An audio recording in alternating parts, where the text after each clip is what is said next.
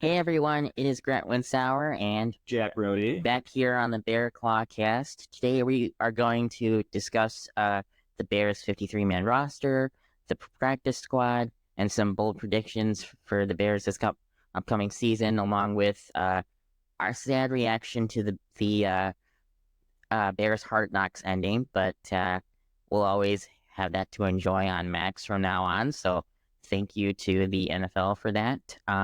But before we get into it, how was your first week of class, Jack? Yeah, not too bad. Still this week, we were just talking about it. So class load isn't too heavy yet, but I'm sure it'll start picking up in the next week or so. So it's important always this time of year to stay ahead of schoolwork instead of falling behind. So just trying to do what I can to stay up with that. How about you, Grant? How's your week been? It's been fairly simple. Just the professor is basically explaining what the class entails, what equipment we're gonna need, and all that stuff, and maybe a little bit of homework, but not much to overwhelm us for the first week. So, we would also like to remind everyone who is watching/listening to either like and subscribe if you're watching on YouTube, and if you're listening on Apple Podcasts, uh, remember to follow and share. Let's get into it. Starting with the 53-man roster, the Bears will be carrying two quarterbacks on the active roster. Those quarterbacks being Caleb Williams and Tyson Bagent. No surprise to anyone. Those guys were always going to be quarterback 1 and 2. They have Austin Reed as their quarterback 3 on the practice squad. Obviously, Williams is going to be the starter. But this QB room is actually pretty good. Bagent has some starter experience since he started 4 games last year with the month that Fields was out with his thumb injury and went 2-2 during that month. Austin Reed had a pretty good preseason, so God forbid anything happens to Williams and Bagent, Reed would be a good enough fill-in. What's your take on the QB room? Yeah, I was initially a little bit surprised that the Bears went with keeping 2 quarterbacks instead of 3, just because I feel like a lot of the other teams around the league with this new roster change that's come in the recent years are carrying 3 quarterbacks. But it seems like the Bears had a pretty good idea that they could get Austin Reed to come back and sign with the practice squad. So overall, I think it frees up another roster spot for another versatile player for either special teams or defense, or to carry an extra offensive lineman, depending on where we are on the season. But I agree with you on Bagent. I think Bagent at this point proved last year that he can be a very serviceable backup. And with the weapons we have on offense, I'm confident that if anything were to happen to Caleb, we wouldn't be like As concerned. Yes, we would obviously be worse off not having Caleb in there, but we could still eke out a couple wins, in my opinion. Yes. The Bears have 4 running backs, DeAndre Swift, Khalil Herbert, and Roshan Johnson and Travis Homer. You guys might be wondering, why isn't Velus Jones listed here? Well, he's still listed under wide receiver, but I think we will see him more at running back than wide receiver.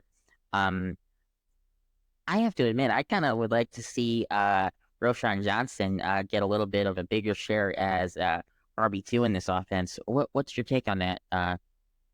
Yeah, I'm kind of surprised, like you mentioned, that the fact that we kept Velus Jones and Travis Homer, it was always kind of rumored to what was going to be the roster construction. Mm-hmm. But when you already have 3 backs who have proven to be efficient in their careers in Swift, Herbert, and Roshan to a lesser extent last year. Sure. But I was just surprised they used that extra roster spot on a running back. But I think that this room has a lot of depth, and I hope, as you said, that Roshan can get healthy and avoid some of the things that were plaguing him a little bit in preseason, because just age-wise and contract situation-wise, he's the most viable option as an RB2 this year and going forward as well. Yeah, I mean, I think that they kept Homer on for special teams value, Most likely. which, I mean, I get, but is it really that important? Yeah, I mean, I know he's pretty decent in pass protection. He always has been, especially when he was in Seattle before this, but it was just a little bit of a surprise, but nothing I'm too worked up over. You know what? Now that you brought up the fact that he was in Seattle. I wonder if Shane Waldron had a say in keeping him. Yeah, I'm not sure if they overlapped at all. I'm trying to remember when Homer came here, but anyways. Yeah, that might be a good point. The Bears are carrying six wide receivers. Those six being Keenan Allen, DeAndre Carter, Bayless Jones Jr., DJ Moore, Rome Dunze, and Tyler Scott. The top four are most likely going to be Allen, Moore, Dunze, and Scott. Carter is most likely being carried as the kick returner and punt returner. And like we said, we will probably see Jones Jr. as running back. With the top four receivers being a lot better than people think, Caleb Williams should have either over 4,000 passing yards or close to 4,000 passing yards. I know that's is quite of a hot take, but honestly, there are only three or four receiver rooms I would take over this one, those being the Eagles, 49ers, Bengals, and Texans, and the Dolphins. But what's your take on our wide receiver room? Yeah, I mean, just the star talent at the top of the room obviously makes this one of the better wide receiver cores in the NFL. And I do like the depth here with Tyler Scott and Willis Jones. Like you mentioned, Carter's most likely going to be handling all the kicks and punt, most of the kick and punt returns when he's on the field or just in some special teams capacity. Mm-hmm. But I'm a little worried about depth if anyone were to go down. Not too much. I just, being a pessimistic Bears fan at this time of year, you think, what if DJ Moore, Keenan Allen, and Rome Odunze go down the same week? It's like, that's not going to happen. So I got to kind of calm myself a little bit. But, Well, we still have to, voice some concern because, I mean, you lose one of the top three of those guys, you probably lose, a couple, 80 to 90 yards in your passing game, that week, and that could, be gone for more than 1 week, depending on what the injury is. Next, the Bears are carrying 3 tight ends on the roster. Those being Cole Kmet, Gerald Everett, and Mercedes Lewis. This is probably the best tight end room that we've had within the last few years. Kmet should get anywhere between 600 to 800 yards and 5 to 7 touchdowns. Everett is a huge upgrade over Robert Tonyan, in our personal opinion. Should get between 350 to 450 and yards and 3 to 5 touchdowns. And that is to say that Kmet doesn't get hurt. If Kmet gets hurt, Everett would step in as the tight end one. So those numbers could increase. Lewis won't contribute much in the passing game, but should contribute plenty in the blocking aspect of the game. So I'm excited for that. What's your thoughts on that, Jack? I honestly think that the stats for Cole Kmet and Mercedes Lewis could be a little bit, or not Mercedes Lewis, and Gerald Everett could be a little bit closer. Just from what we've heard at a Bears training camp, it seems like Everett has been running pretty much equal snap counts with Kmet with the ones. And Everett, outside of his tenure with the Titans, has pretty much followed Shane Waldron around wherever he's been. Oh, that's true. That's true. So yeah. I think he has a lot of confidence that Everett understands his system. And I think that especially week 1, we could see a little bit more Everett. But I hope throughout the season, we just paid Kmet a decent amount of money. Was that last year or 2 years ago? It was last year, I believe. And he's shown a lot of promise, especially these last couple of years, and the team hasn't exactly had a lot of promise on the roster. So I hope he gets a chance to show out with this new actual good passing attack. No, you make good points. I forgot that Shane Waldron likes to run 12 personnel, which means 2 tight ends. So, I mean, I'm glad that we definitely secured a good backup, because Robert Tonyan was not that good of a backup. He had like 100 yards and like 1 touchdown in the whole season last year, I think, something like that. The Bears are carrying 10 offensive linemen this season. The starting line for week 1 will most likely be Braxton Jones at left tackle, Tevin Jenkins at left guard, Coleman Shelton at center, Nate Davis at right guard, and Darnell Wright at right tackle. But the Bears also have a good amount of depth at that position, so this looks like a good offensive line.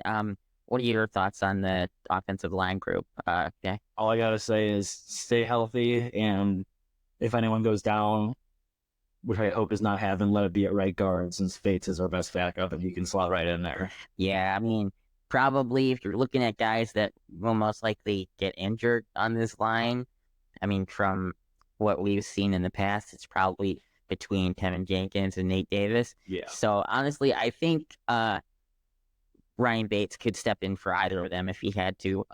For sure. So yes, if that were to happen, let it be one of the guards. The Bears are carrying 10 defensive linemen this season. Those 10 are Andrew Billings, Austin Booker, Jerron Dexter Sr., Daniel Hardy, Stack Pickens, Dominique Robinson, Montez Sweat, Darrell Taylor, DeMarcus Walker, and Chris Williams. I have to say, the depth at this position is pretty good, in my opinion. The starting D-line will most likely be Montez Sweat, Andrew Billings, Jerron Dexter, and DeMarcus Walker. I wouldn't be surprised if we see Austin Booker line up across from Montez Sweat by week 5, though.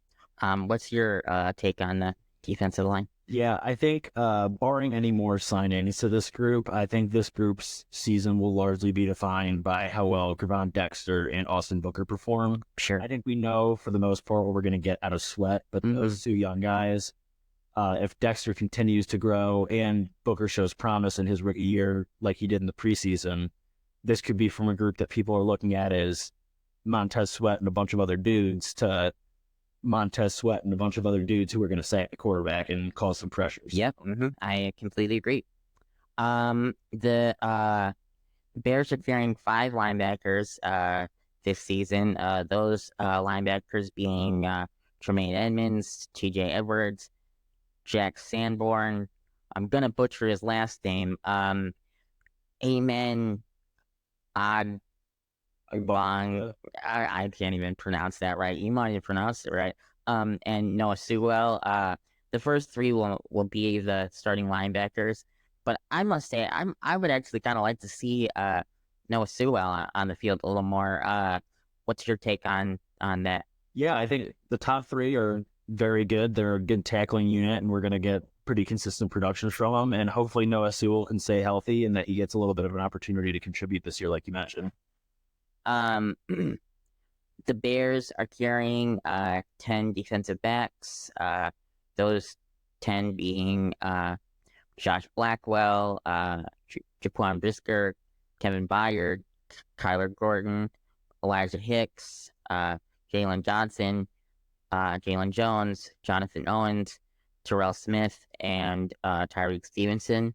The starting safeties are going to be Jaquan Brisker and Kevin Byard. The backups for them are Jonathan Owens and Elijah Hicks. The starting quarterbacks are Jalen Johnson, Tyreek Stevenson, Kyler Gordon, and Terrell Smith. The backups for them are Jalen Jones and Josh Blackwell. The Bears have a great cornerback room, and we are excited to see some takeaways from this group. What's your take on the Bears cornerback room? Yeah, I think one thing to watch, and I'll hint at something I'm going to talk about a little later. Teams are not going to throw out Jalen Johnson. They showed That's true. So there's going to be a lot of volume coming the way of Tyreek Stevenson. So I think a lot of this defense, especially in 3rd and long and passing downs, Tyreek Stevenson is going to have a lot of pressure on him with the ball coming his way a lot. So just wanted to throw that out there. Yeah, I like that. the Bears are carrying three special team players. Those three players are Carlos Santos, Patrick Scales, and Torrey Taylor. Santos will be the starting kicker. Taylor will be the starting punter, and Scales will be the starting long snapper. I think this is a pretty good special teams room. I mean, Torrey Taylor, from fourth round pick, and from what we saw in the preseason, I mean, I enjoyed what I saw. Did you enjoy what you?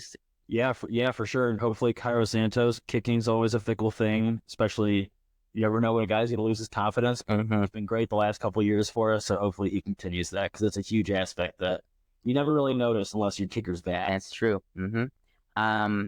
The Bears practice squad consists of Micah Bakersfield, who is a linebacker, Theo Benedict,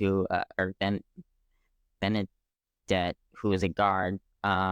He probably was one of the bright spots in our Hard Knocks beginning episodes, so I'm glad to have him back. Steven Carlson, who is a tight end. I'm kind of surprised they didn't keep Tommy Sweeney over him. I thought he had a better preseason than Carlson, but did he sign anywhere else, Tommy Sweeney? I think so. I can't remember where.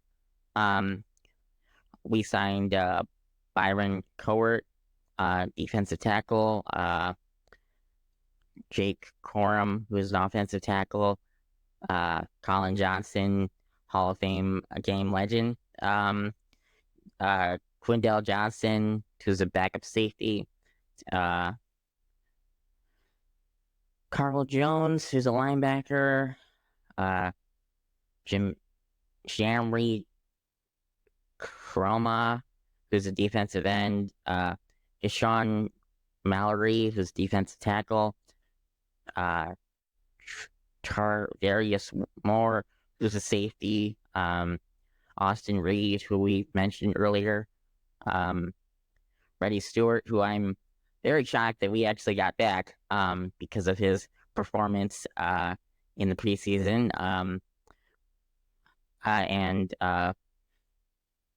Bro Torrance, who's also a cornerback, Scott Daly, who's also a long snapper, because as of right now, Pat Scales is recovering from back injury, I think, and Chris Glazer, who's an offensive lineman. What's your thoughts on this practice squad? Yeah, I'm happy to see Austin Reed back. I'm happy to see Baskerville back and to see Rodi Stewart back. My only other comment is they did not help you out by signing guys with easy to pronounce names to the practice squad. They really put you to work there. Yeah, they did. I mean, I think this is a great practice squad. The Bears were very smart to bring Rodi Stewart back. And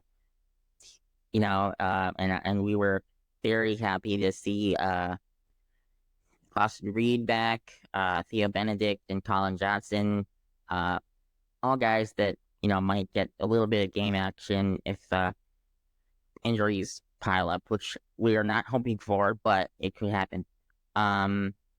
So our final episode for the Bears Hard Knocks is coming up this Tuesday. I'm a little disappointed that it won't include footage of the Titans game, which kicks off from a week from today. And tomorrow. A week from tomorrow.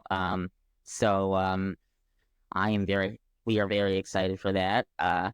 Get your popcorn ready. I mean, it's going to be a good season. And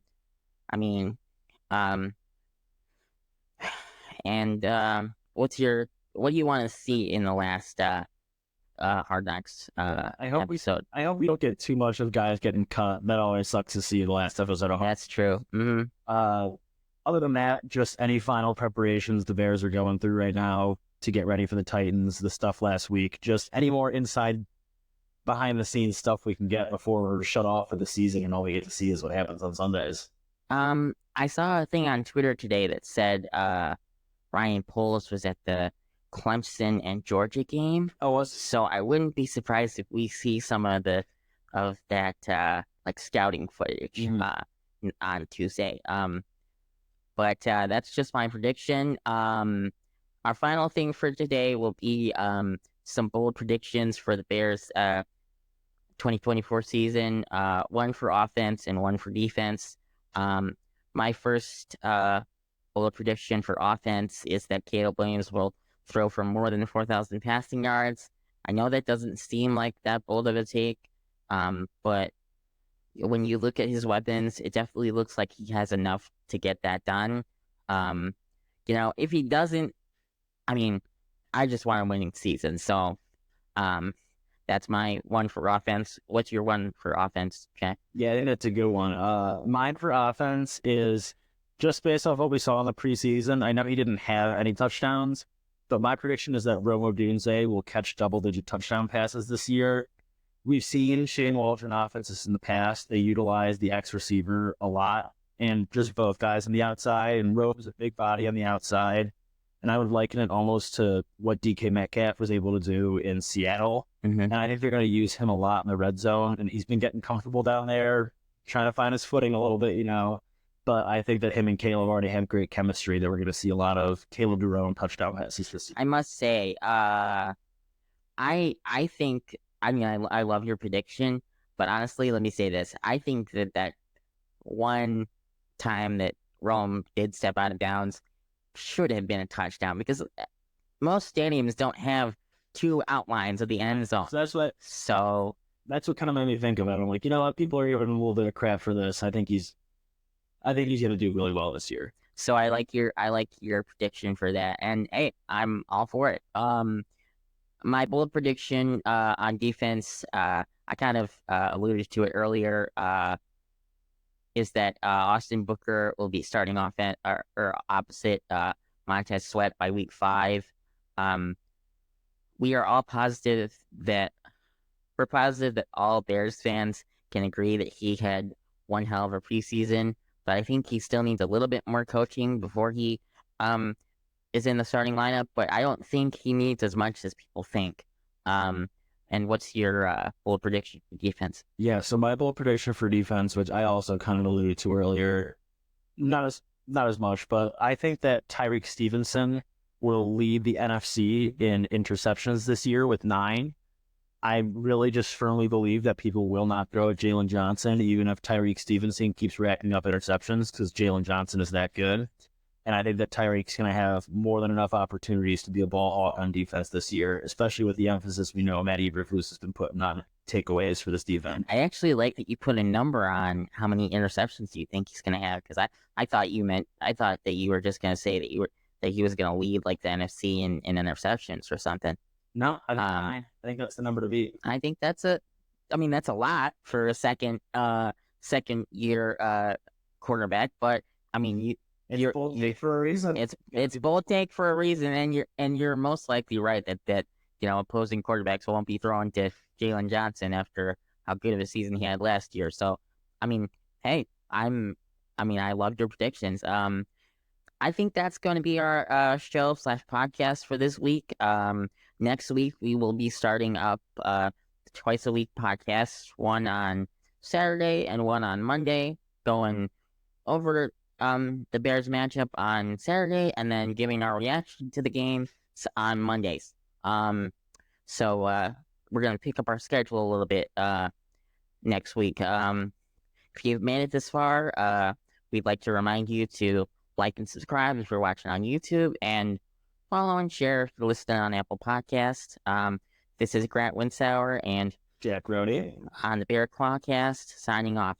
See you next week, everybody. See you guys.